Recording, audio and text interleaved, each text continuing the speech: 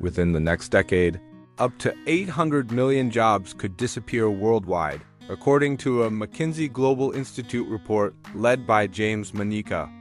Governments claim universal basic income will save us, but what if UBI isn't a solution at all? What if it's a warning that the economic system we know is about to collapse? In the next decade, the world may face a transformation unlike anything humanity has ever experienced. For centuries, technology has replaced tools, tasks, and specific jobs, but it never truly threatened the idea that human beings are economically necessary. Today, that assumption is beginning to crumble. According to the McKinsey Global Institute, in a report led by James Manica, up to 800 million jobs could disappear by 2030, not just repetitive factory roles, but white-collar jobs, creative roles, and entire professions that once seemed future-proof. Governments feel the tremors. Corporations are quietly restructuring. And ordinary people, even those who have never read an economic report in their lives, can already sense that something is profoundly wrong in the air. They see self-checkout machines replacing cashiers, algorithms replacing assistants, and AI language models doing the work of writers, analysts, and even coders. At the same time, humanoid robots are leaving the lab and entering warehouses, showrooms, hospitals, and construction sites. To many, the answer being promoted sounds simple and almost comforting: universal basic income. A guaranteed monthly payment for every adult citizen with no conditions and no need to prove anything. A safety net for a world where machines do most of the work. Silicon Valley billionaires, progressive activists, and even some conservative economists defend it as the only realistic way to keep society from falling apart. But what if universal basic income is not the heroic solution it appears to be? What if it is more like a painkiller being administered to a patient whose organs are already failing? What if UBI is not the beginning of a new golden age, but the final attempt to stabilize an economic system that is breaking under the weight of its own technology? To understand that, we need to look at what is actually changing. Artificial intelligence is no longer just replacing physical effort. That stage belongs to the Industrial Revolution. Today, AI replaces human intelligence itself. Kai-Fu Lee, former president of Google China and one of the pioneers of deep learning, has said that AI could replace around 40% of jobs worldwide. Not because people are worthless, but because computers will simply outperform them at many tasks.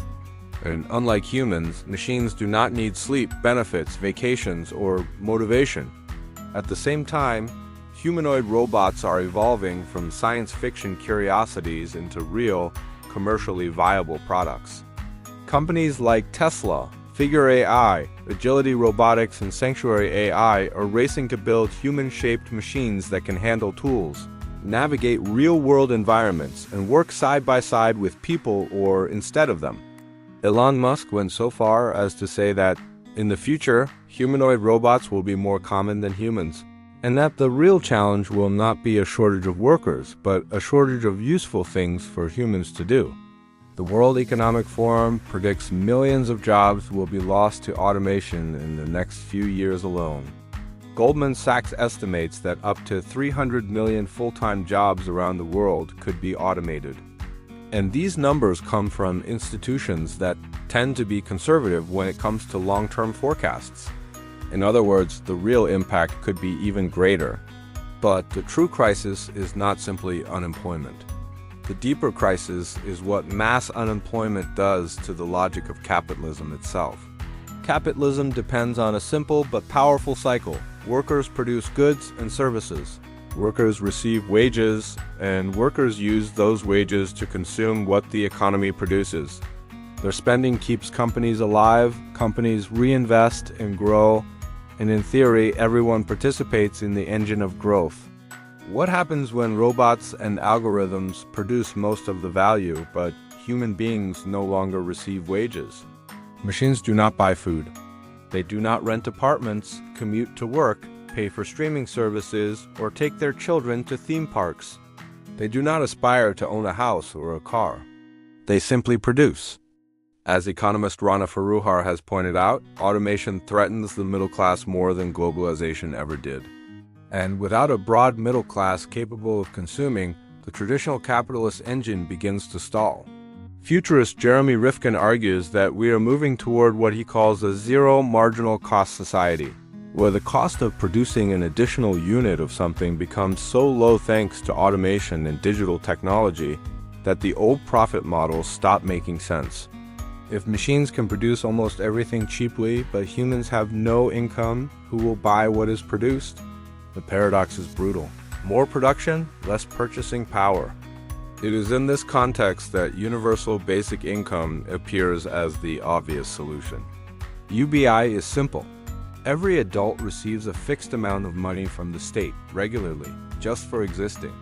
No means testing, no requirement to be looking for work, no need to prove disability or hardship. It is designed to be unconditional. Supporters argue that this money would allow people to survive in a world where traditional jobs have disappeared, while still keeping demand alive so that companies can sell what robots produce. The idea has attracted support from surprising places. Martin Luther King Jr. once said that the solution to poverty was to abolish it directly through a guaranteed income.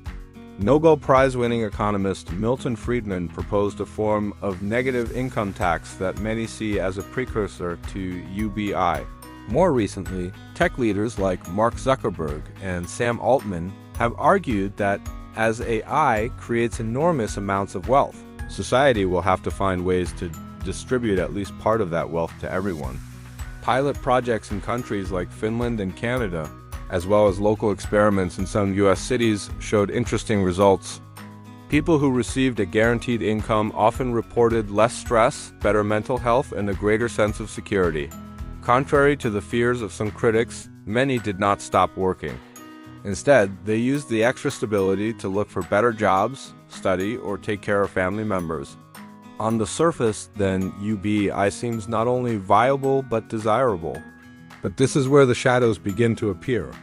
Historian Yuval Noah Harari has warned that we may be on the verge of creating a new useless class. Not useless in moral or human terms, but useless in the cold language of the market. If computers and robots outperform humans in most economically relevant tasks, millions of people may become permanently unemployable, not just temporarily displaced. UBI can keep these people alive, but it does not make them needed again.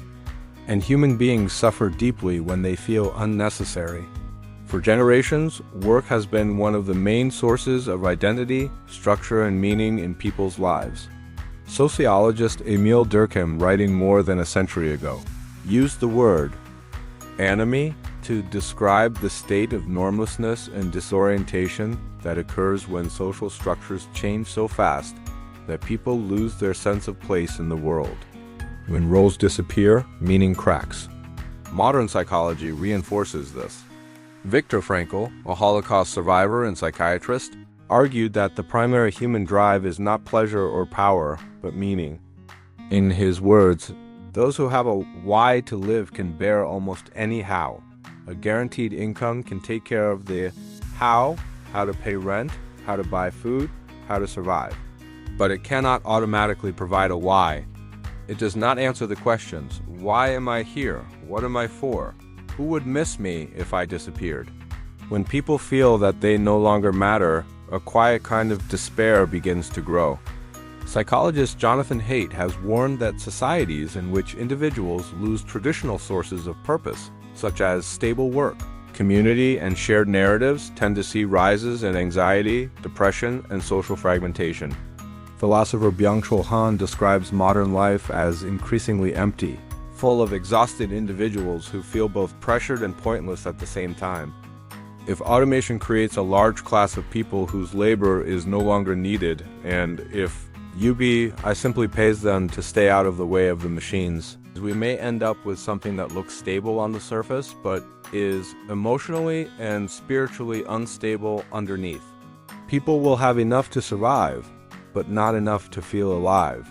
There are also hard practical questions. Economist Douglas Rushkoff has pointed out that UBI is often promoted by the same billionaires whose companies are building the technologies that will eliminate jobs in the first place. From this perspective, UBI can look less like structural reform and more like a way of avoiding deeper changes to an economic system that concentrates power and ownership at the top. Instead of redesigning how companies are owned or how technology is governed, society is offered a monthly payment and told to accept the new reality. Funding UBI at scale would require massive and permanent transfers of money. That could mean much higher taxes on wealth and capital, heavy government borrowing, or new forms of digital currency and monetary policy. None of these are impossible, but all of them involve trade-offs, risks, and political conflict. As economist Thomas Sowell likes to remind us, there are no solutions, only trade-offs. Long-term, many countries might simply not be able to sustain a generous basic income without triggering inflation, backlash, or cuts to other essential services. There is also the question of control. Friedrich Hayek, another Nobel laureate, warned that when the state gains too much power over the material conditions of people's lives, freedom can erode quietly. If your basic income can be adjusted, suspended, or conditioned based on your behavior, your opinions, or your compliance with certain policies, then UBI becomes not just a safety net, but a lever of social control. That is not an automatic outcome, but it is a risk that any honest discussion has to acknowledge. At the deepest level, though, the problem is this: a world where humanoid robots and AI systems perform most economically valuable tasks is a world where human beings are no longer central to the economic story. Capitalism, as we know it, was built on the assumption that people are both producers and consumers. They make things and they buy things. They work and they spend. When machines do almost all of the producing, humans are pushed more and more into the role of passive consumers funded by transfers. Sam Altman has said that if we fail to manage its impact on jobs, we fail civilization. Universal basic income might delay that failure. It might cushion the fall, prevent mass poverty, and buy time for new institutions and new models of meaning to emerge. But by itself, it cannot tell people who they are, why they matter, or how they should live in a world where their labor is optional. UBI may protect millions from starvation and homelessness, and that alone is not a small thing. It may reduce suffering, give people more freedom to say no to bad jobs, and open space for creativity, care work, and community building. But it will not automatically solve the deeper crisis of purpose brought by a fully automated economy. Money can keep bodies alive. It cannot, by itself, rebuild a shared sense of dignity. So the real question is not simply, will universal basic income save us from mass unemployment? A better question might be, what kind of society are we becoming when we need UBI at all? Are we moving toward a civilization where technology finally liberates everyone, or toward a future where a small group owns the machines and the rest live on stipends in a world that no longer really needs them? The truth is that UBI may be part of the future, but it will not be enough on its own. If we want a world in which humans still feel necessary, we will have to reinvent not only how we distribute money, but how we define work, contribution, ownership, and value itself. If you want more high-impact videos about the future of technology, society, and the world we are heading toward, make sure to like this video, subscribe to the Planet Files, and turn on the notification bell. It helps more than you think, and it tells the algorithm that you still care about the future of humans in a world of machines.